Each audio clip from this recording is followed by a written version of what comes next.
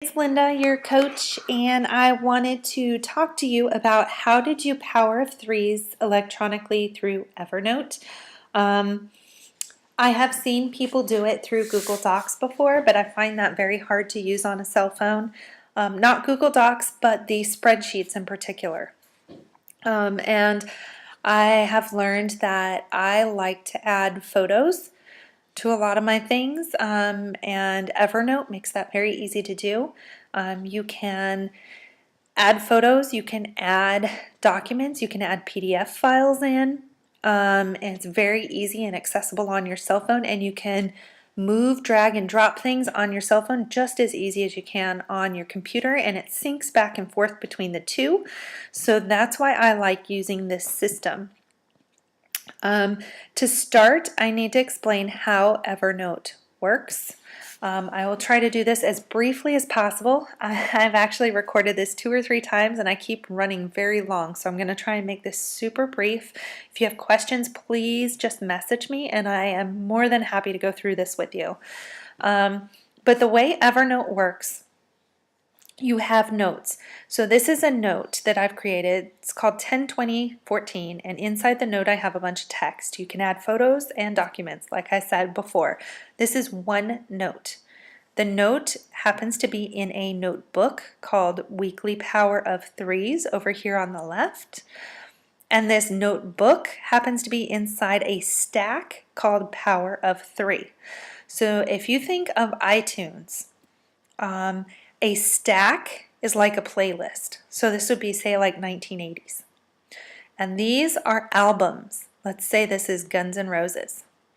And inside this album, you have a note.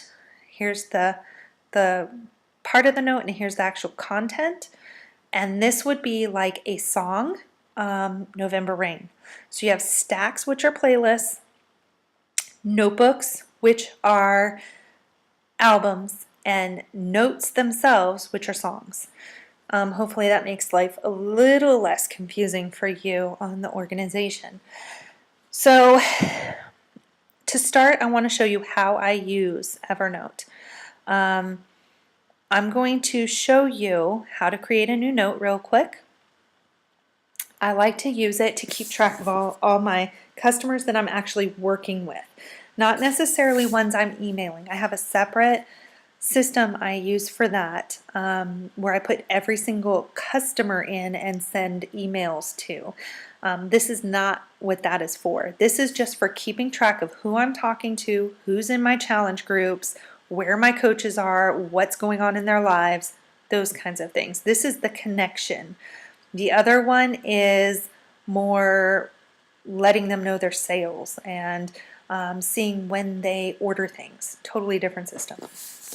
So let's say I have a friend named Bobby, and I met him in high school, and he loves Italian food.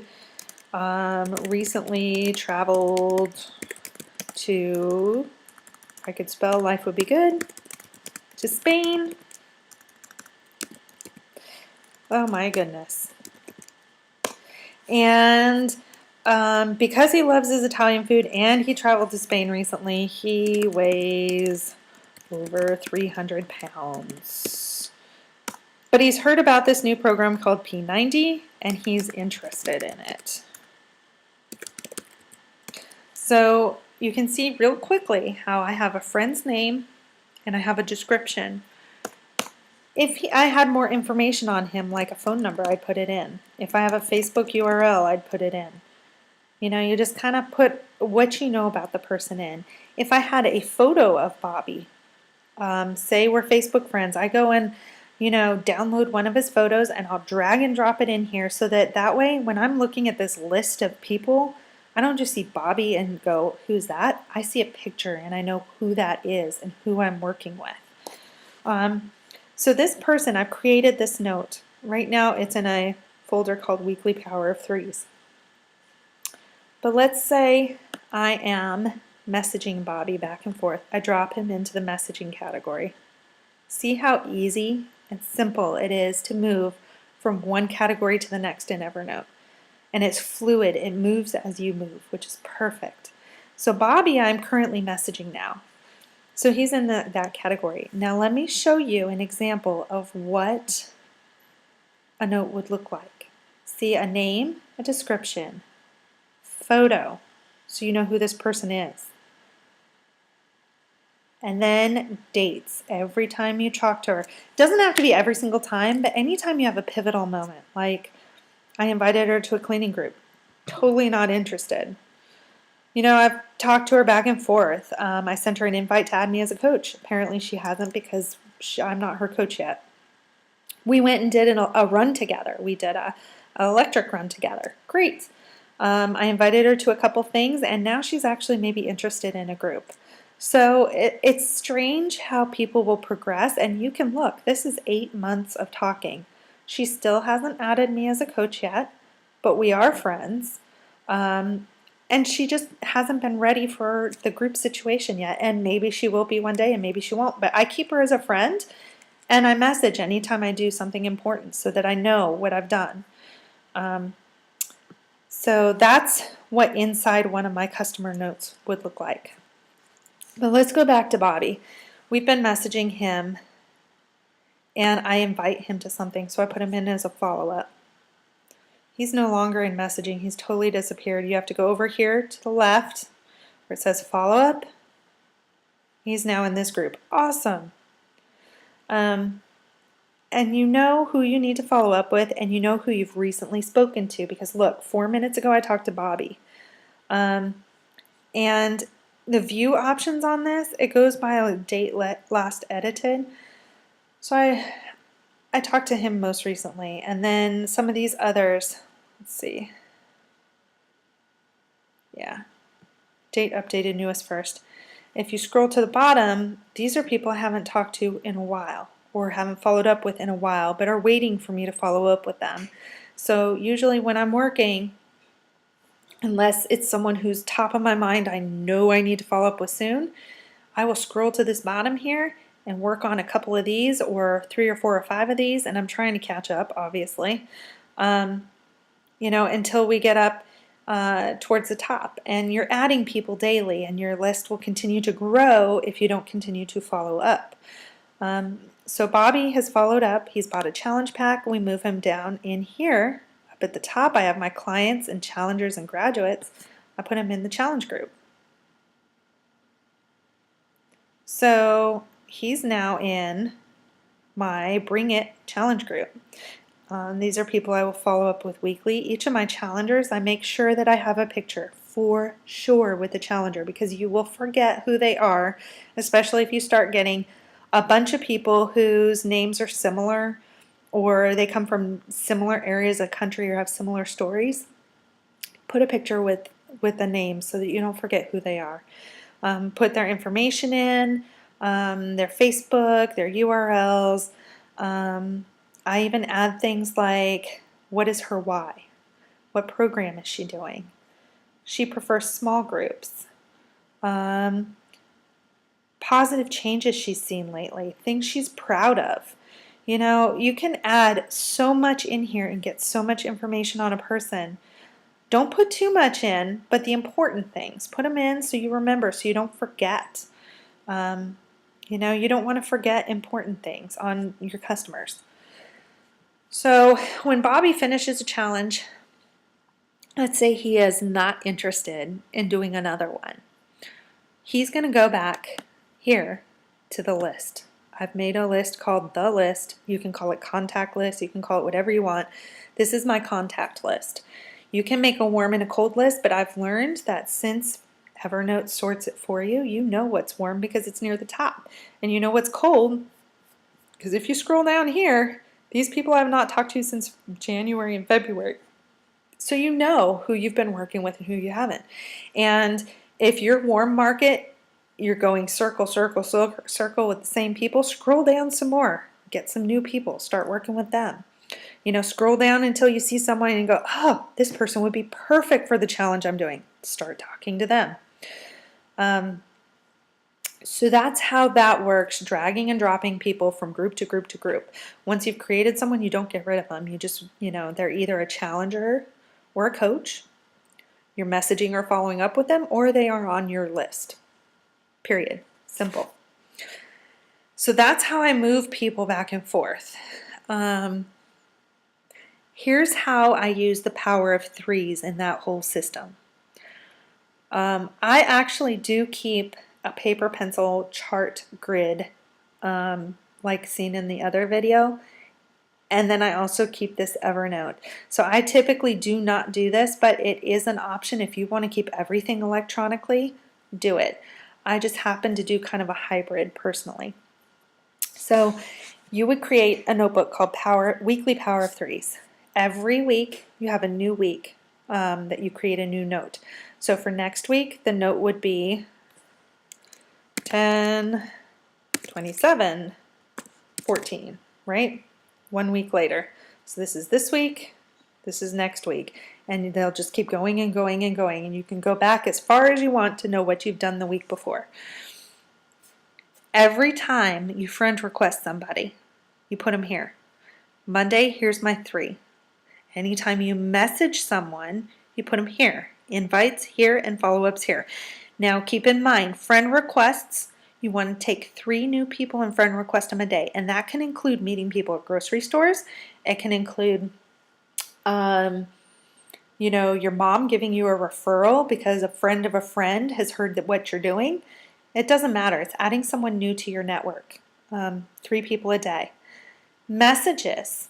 This is not messaging about Beachbody. Remember that.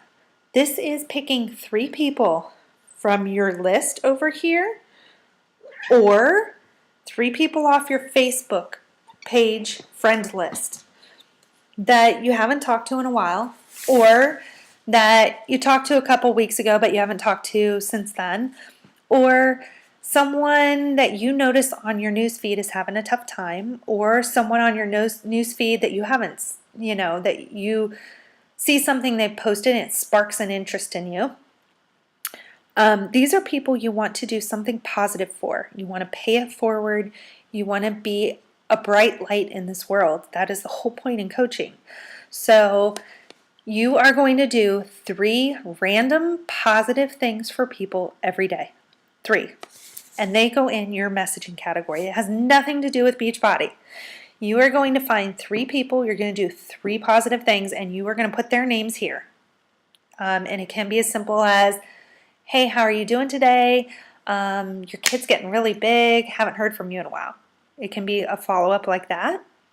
Or it could be, hey, you're having a bad day. You notice that they're having a bad day, so you go on their timeline and you put a picture of a big, huge, shiny, happy flower that says, just thinking about you, you made my day with blah, blah, blah. I'm telling you, if they had a bad day and that shows up on their timeline, they will be happy. They will smile, even if it's only for 2 seconds. Or it's someone you mail a letter to, or it's someone you call up on the phone to say hi, or send a text message to. Whatever you're doing, you're picking 3 people and making their day better. You list them here. Invites.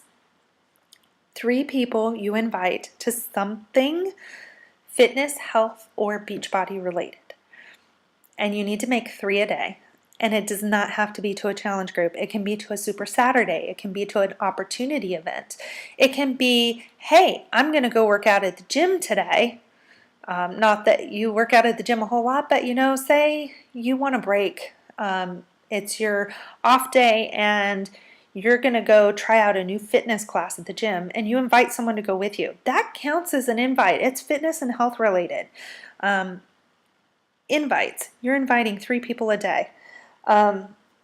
Preferably to events and challenge groups, but any invite to anything fitness and health related counts.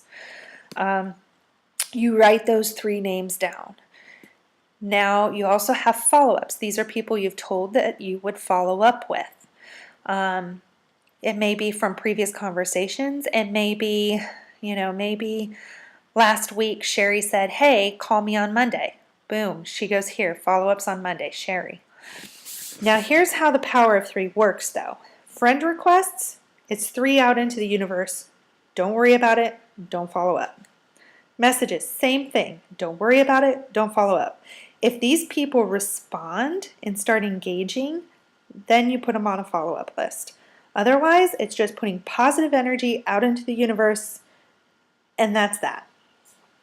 Invites, however, you've actually asked them to do something. So these people you want to keep track of. So Nikki, Krista, and Bonnie, I invited them on Monday. 3 days later, I want to follow up with them. So it's Tuesday, Wednesday, Thursday. There they are, Nikki, Krista, Bonnie. So if I have not heard back from Nikki, Krista, or Bonnie by Thursday, I need to follow up with them. And that's how that works. So you just keep moving through the system, and you know what? This is what, 9 people? No, 12 people. 11 since I missed one. 11 people I impacted on Monday. Say only 3 respond to me. So what? Don't worry about the others. Just keep moving forward, keep inviting, keep sending that positive energy out into the universe, and keep helping people. I promise it will end up somewhere eventually. It may take months, but those seeds that you are sowing today, they do come into fruition eventually, and you will be able to help people positively because of it. The other thing, so that's how the power of 3 works. And I have folders over here that match or mirror this. So I have a folder for friend requests. When I send a friend request out, I create a note for that person, it goes in friend requests. If I'm messaging someone, they come off the list, right? So if I message someone on Facebook and they don't have a note yet, I put them in the list. If they engage and start messaging back and we're doing back and forth conversation, they go into this messaging category. This is probably one of your most important categories because these are people that are actually interested in engaging with you. So pay attention to this messaging category. It will be a small number, but these are your most likely prospects that you're messaging back and forth with. So as soon as they respond to a friend request and message, and you have conversation going, they go into messaging. Once you invite them, you don't put them in an invite list. Where's the invite list? There's not one. You know why? Because as soon as you invite someone, you need to have a follow-up. So these people that invited are in the follow-up list because I will need to follow up with them soon. And the follow-up list is usually pretty big because you're going to have at least 3 days of invites in the follow-ups, plus whatever is backlogged. Sometimes you may be 2 or 3 days behind, or maybe you were on a spree and you invited 10 people in one day because you're opening a new group. You're going to have this follow-up list and you're going to have to go through. Now, the best way to go through these, if you have a backlog, is you scroll to the bottom and do as many as you can from the bottom up. The next day, as many as you can from the bottom up until you get yourself caught up. However, if you have someone that you have a follow-up with, we go back to this power of 3, right?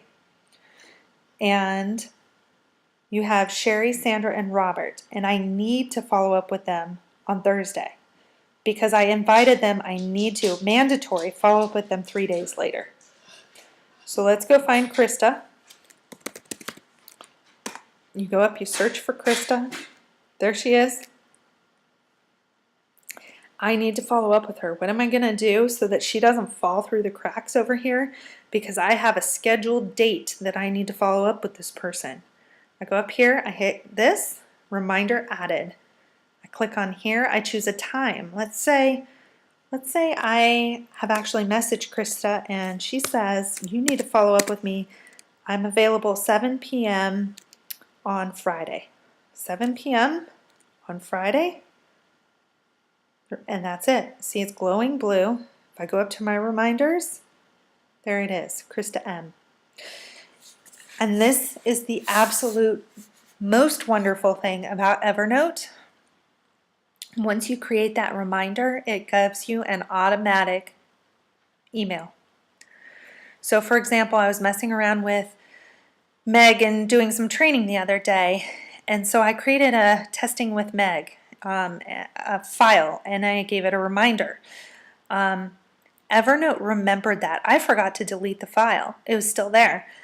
But on Wednesday the 22nd, which was when the reminder was supposed to be timed for, first off, it popped up as a notification on my phone, and I got an email sent to me with all of today's reminders.